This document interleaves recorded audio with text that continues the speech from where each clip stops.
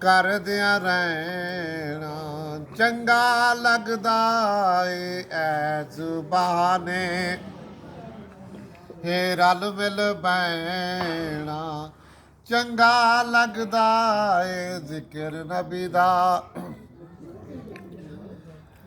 ਮਸਜਿਦ ਨਬਵੀ ਦੇ ਵਿੱਚ ਜਾਣਾ ਤੇ ਨੁਕਰੇ ਹੋ ਕੇ ਪੈ ਜਾਣਾ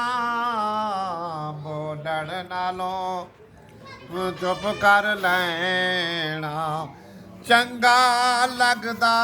ਏ ਬੋਲਣ ਨਾਲੋਂ ਚੁੱਪ ਕਰ ਲੈਣਾ ਚੰਗਾ ਲੱਗਦਾ ਏ ਜ਼ਿਕਰ ਨਬੀ ਦਾ ਕਰਦਿਆਂ ਰਹਿਣਾ ਚੰਗਾ ਲੱਗਦਾ ਏ ਜ਼ਿਕਰ ਨਬੀ ਦਾ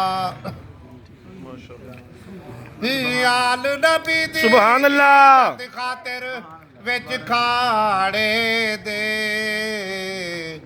ਸ਼ੇਖ ਜੁਨੈਦ ਦਾ ਜਾਣ ਕੇ ਡੈ ਸੁਭਾਨ ਅੱਲਾਹ ਚੰਗਾ ਲੱਗਦਾ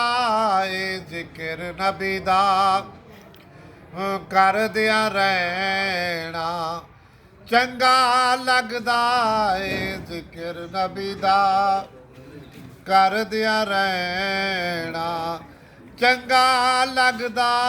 ਏ ਐਸ ਬਹਾਨੇ ਰਲ ਮਿਲ ਬਹਿਣਾ ਚੰਗਾ ਲੱਗਦਾ ਏ ਜ਼ਿਕਰ ਨਬੀ ਦਾ